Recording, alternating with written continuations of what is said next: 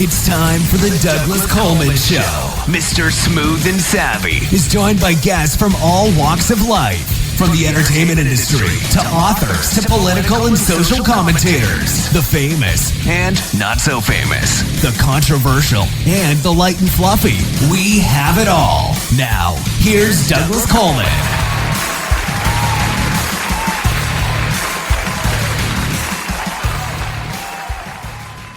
Okay, please welcome to the Douglas Coleman Show, Scott Hamm Duenas. Hello, Scott. How are you? Hello, Douglas. How are you? Good to talk to you. Oh, good to talk to you, too. Thank you for coming on. Your movie is called Rebroken, and I did watch it. I have a question, though. How many interviews have you done so far for that movie? We are just getting into interview mode now, and I think you are number 2 on the docket. So, yes, you just missed, I believe you just missed being number 1. Number 2. Okay. But we're just getting going. I got a couple more later today in full disclosure, too. So we're just getting rocking, which I'm excited about because we're about 3 weeks away from the release date. 3 weeks away. Okay. The reason that I ask is because it's a very difficult movie to talk about without spoiling it, because the ending is so... Obviously, that's the spoiler, right? Is the ending? Yes, the very ending is yes. There is a twist ending, so we try not to mention the ending. Yeah. So, is your question going to be hard because it has to do with the ending? No. Well, no. Just generally speaking, we have to talk around the ending, and that's what makes it sort of difficult to do an interview. Because if we touch on the ending at all, we're going to blow it. We're going to spoil it for people. Real. So that's why I asked you if you had done many interviews, because I was going to find out. I would have asked you, how did you manage to talk about this in an interview without spoiling the ending? Because it's one of those movies that has that profound twist at the end. Twist at the end, yeah. Thank you for that. And yes, you are right. So far, well, now with you, it's 2 for 2 on people kind of getting it that way. So I'm sure we're going to have to cross that. You know, we did have, an issue with this day of social media when we were doing it, like some posts, and we would be like, no, we cannot post any of the behind the scenes of the stuff that we shoot that's the ending things, because, guys, if you did, I'm trying not to give it away now. I'm like, we can't give anything away. That's the whole fun of this movie, is that the payoff is the very end. So the payoff is posting. Yeah, yeah. The payoff is 100% at the end. So okay, I have done this before, so it just is a little more challenging to talk about it. So what we need to do is talk around the ending and talk about the movie generally without going into specifics. So if I say something like this. Okay, you were the co-writer on this film, correct? Correct. Okay. Was this something that you had experienced in your life, or was something that was particular to you, generally speaking? Well, in yes, because, what is not giving anything away is that it deals with at the heart of it is a relationship with a father and his daughter that may or may not have gone missing. And yes, I just had a daughter. So I had a small daughter. She's 4 now, and I think at the time she was 2.5 or 3 when we were getting this thing going. And so that had a lot to do with it, just a relationship with your daughter and how close you are, and then how tragic it would be if anything was ever to interrupt that relationship, because I see my daughter every day, and I couldn't imagine not getting to see her for a day. So that definitely played into it. And yes, it was a short story that I wrote. It was like a 40-page short story or script, and then I send it to. I have a couple of buddies that are like real writers or aspiring writers and write, and I send my ideas to them. I go, "What do you think? Can we make this into a 90-page, 100-page script and into a film and stuff?" And my buddy and producing partner Kipp Tribble said, "Yeah, this is right for it, man. Let's flesh this out." And he did the really tough work. But yeah, it was my story and my short story, and then some input, and then he took it and ran. And yes, to answer your question, I think at the end of the day, it's a lot of relationship with a father and a daughter, and I had just had a little girl of my own, so it definitely played into it. One of the things that I found very impressive with the film is Now, I do a lot of indie films. I'm guessing this wasn't like a $20 or $30 million budget that you had to do this film, right? You would be so correct, yes. Yeah, I mean, it's... But the thing is, and this is actually kudos to you guys, is that it didn't require it. Here, hypothetically, right. If you had $20 million to blow on this film, would you have done anything different? Mm-hmm. Yeah, that's a great question, and you're right. I don't think this type of film merited a $20 or $30 million thing. I think with extra money, maybe you go out and maybe try and cast a few more recognizable names or stars. Maybe would be something we would do, and then maybe a little more on some special effects in some places that we would have felt it would have been nice to have some, more cool, more expensive effects, but. Hopefully we got the job done with our shoestring budget. But yeah, no, I don't think it merited that much money. And I think our little team right now, with the amount of money that we're raising to make our films, we kind of pick and choose the stories and the scripts, and when we're writing them and developing them, to cater to more of an indie film budget as opposed to a big budget. We've got a couple that we're like, okay, this one we're going to need to raise a lot of money for. So because there's action, there's stunts, and there's this and that, and then this one's just a story, about relationships, about this and that. That's the kind of thing that we can tell with the story that we can tell with these type of budgets right now. So yeah, that's very observant. But yeah, I think if someone did come along and give us $20 million to make Rebroken, I don't think we needed it. I think we could have been music to someone's ears and say, well, we don't need that much. The main thing I'll say this is time, though. That the money gives you extra time. It gives you more days to shoot. It gives you more crew to hire, which makes things a little easier. So yes, that would have been the biggest part. It's probably we could have added more days and took our time a little bit more, as opposed to everything being a mad rush because you have limited days on a limited budget. Right.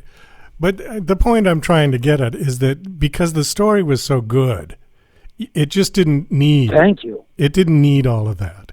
And that really is my bitch, if you will, with movies these days, because it's all about the story. It's always has been about the story ever since there were movies, even back in the silent film days. And what's happened is that with these big tentpole Marvel comic $100 million, $200 million films, the stories are taking a back seat to the CGI.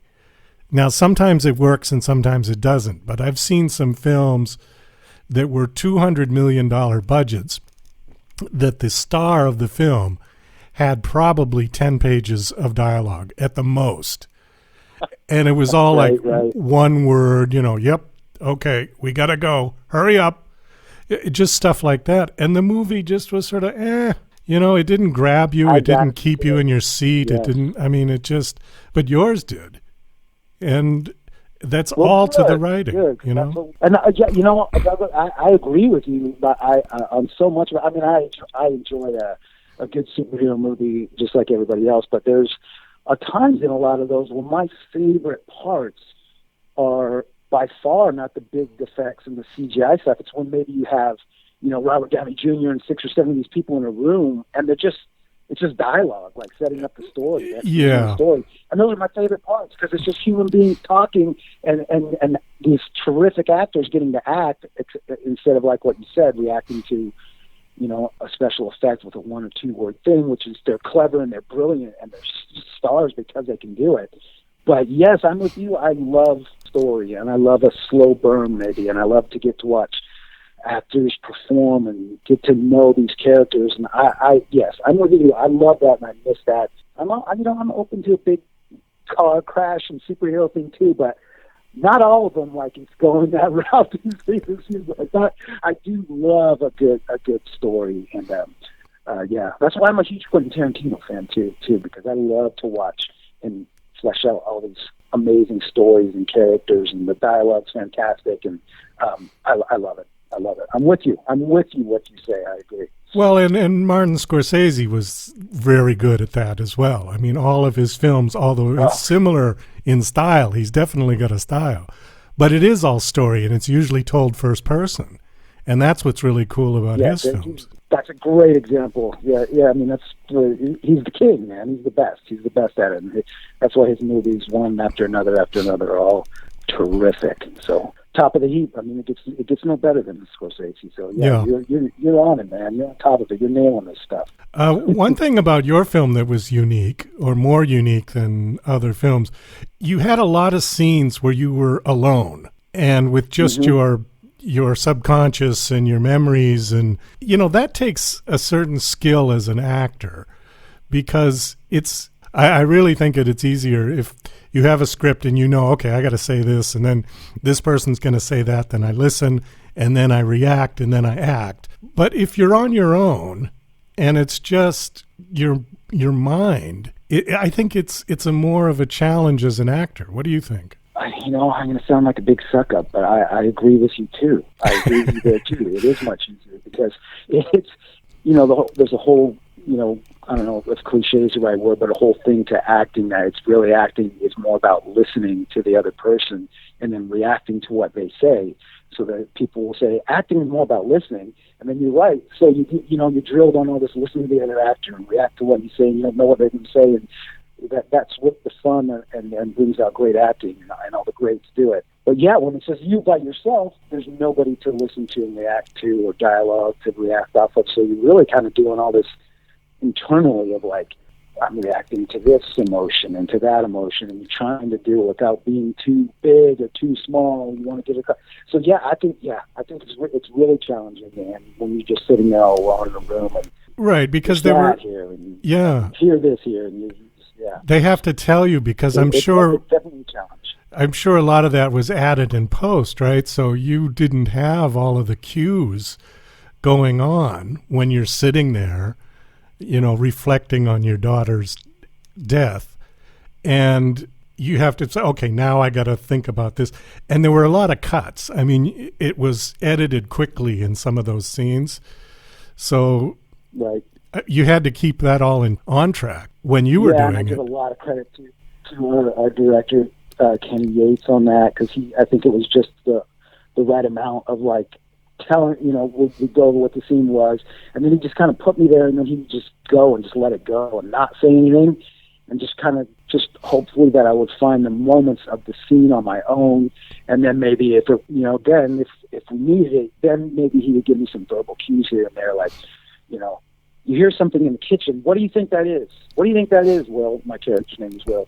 Will, what do you hear in the kitchen? And then, just try and react off of that. And he was really good about letting things breathe for a little while, because like you said, too, if it's too long, then you can just go into editing and cut it. But in the moment, time of shooting it, you just can let things go and then speed it up with the editing. And I thought he was great at that. That it was just, he would let me just take a lot of time with things most of the time, and then sometimes he would have to throw out the verbal cues for me, or maybe if it was he felt like he was dragging at a place, maybe he would like clap his hands or something and say, I want to hear it, just to get something going out of me. It was he did a great job, and hopefully it transferred to the film.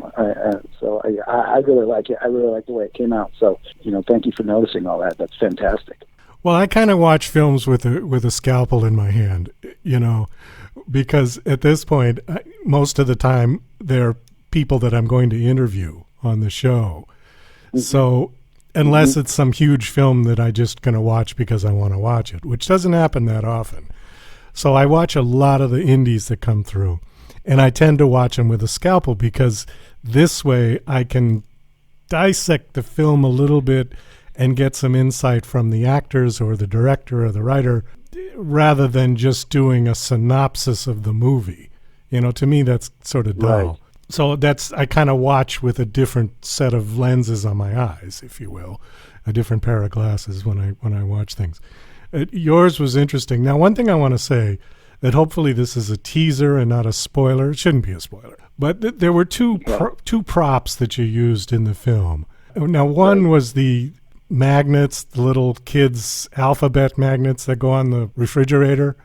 Okay, that one's been done a few times. I've seen that in a couple of other films. But it's, not to say that it worked perfectly in your film. But I had seen that before. The one that I had never seen before that I thought was really cool was the records. I thought that was great because it added this weirdness to it. almost like Mission Impossible. You know that one Mission Impossible where he goes into the booth and puts on the actual record, and then it turns out to be the syndicate, and they gas him in the booth. You remember that scene? Okay. Well, that's what it sort of... in that soundproof looking room thing. Yeah, I totally do. I love those movies. Yeah, so when the records were in your movie, it sort of reminded me of that. It had that eerie... There's something about vinyl that just has a more eerie quality to it. You know, if you had put on an MP3, it wouldn't have been as eerie. Right. Yes, there's something about the vinyl that's creepy, and it gives that not so perfect sound, which does something to it, which is phenomenal. I love the records thing too, and that was in my original short story. It was more of the stranger that Will comes along to help him in his journey in this movie was originally in an antique shop instead of being just out on his own. And that's where he finds that's where we get into the old vinyl records and the thing. We were the same as you. We all loved that, and we said we need to keep the records in the store, even if it doesn't. If we're not using the shop anymore, we need to keep these records in the store. And then we just Kipp this idea with the special verses and the voiceover. It just all came together. And we loved it, and too. So we loved it like you loved it. And we are. Yes, we are fans of the record player too. I think there was a movie that kind of did it back in the day. Not the same, but I remember there was a creepy record player in. I think it was The Skeleton Key. It's an old creepy movie, and we loved that too. And we said, yeah, this is great. This is but I haven't seen it done really a lot of Skeleton Keys. The only thing that kind of pops into my head, and I loved it too. I loved the creepy record player thing. So yeah, thanks for noticing that too. It was And the magnets, that's funny. I think I noticed the record player from something, but not some. But yeah, the magnets, I guess, are done. The magnets were a way because those I had on my own refrigerator. Me and my little girl would be playing with the magnets. So that's kind of where we were like, okay, the magnets is going to play in this too, because it's for sure real life, because I have magnets and little pictures and little weird kid things all over my refrigerator now. I used to have this blank, perfect refrigerator that I loved. I don't want any tchotchkes on it. I just want this stainless steel fridge. I want it to look minimal and classy. Once I had a kid, it's out the window. Oh, forget it. Figures and magnets and pictures and frozen stuff all over it. That's how that refrigerator and the magnets came to be, really. Those magnets have been around forever because I had those as a kid myself. And I'm going to be 61 years old this year. So they've been around a long time. So anybody... You're right. Yeah. I had them as a kid, you know. I had them. We still go to my mom's house, and there's stuff all over the refrigerator from decades ago. So it's crazy. Yeah, I like that. I like them both. I like the magnets. I like the stereo. You know, ways to communicate. Nonverbal communication, things like that I loved, and I loved how they came out in this movie. The guys did a fantastic job. Cast, crew, everybody did a fantastic job of that. Well, I think on that, we're going to wind it down here. The movie is called Rebroken, and yes, sir. My guest is Scott Hamm Duenas. He stars in it and is also the co-writer. You said that the movie will be out when? When's the release date? The movie will be streaming everywhere on March 7th. Right now, it's just only currently available for pre-orders on Apple TV and iTunes. And then on March 7th, it drops. It will start dropping everywhere and anywhere on the Comcast and Spectrum and Amazon and Apple and all the usual suspects. So, but you can get it first if you go to Apple or iTunes right now, and it's March 7th. March 7th. And it also stars the fantastic, phenomenal Tobin Bell from the Jigsaw movie, from the Saw movies. He played Jigsaw, and he's in that. He's in this movie with us, and he's a phenomenal actor. And I think they're rebooting the series. He's out there shooting the new one right now. So, yeah, check it out if you're a fan of his as well, please. Okay. Well, thanks so much for coming on the show. It was nice talking to you, and I think we did a good job. In fact, if I listened to this interview, I would definitely want to go just to see the movie, just to see what the hell we were talking about. That's a good point. Well, that's kudos to you, because hey, you knew it. You watched it. You knew your stuff. You brought up fantastic points. So all the credit goes to you, Douglas. Because if I heard you interview me, the schmo actor, I would be like, I'll go. You know what? I'm going to go check this out too. So it was a pleasure, and it was great talking to you. And yes, hopefully all your listeners will go give it a shot, because it's a small indie film, and the audience is everything. So we appreciate it, and I appreciate you having me on the show. Hopefully we aroused everyone's curiosity. Yes. All right, Scott. Well, take care. Best of luck with the film. Thank you so much, sir. Have a great day.